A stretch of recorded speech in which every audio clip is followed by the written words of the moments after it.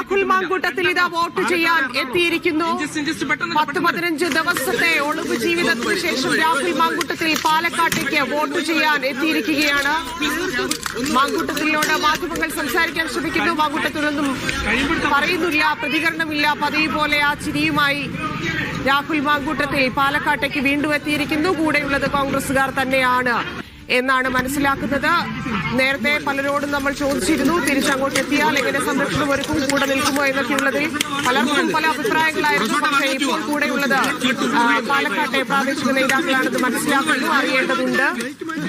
രാഹുൽ മാങ്കൂട്ടത്തിൽ എത്തിയിരിക്കുന്നു.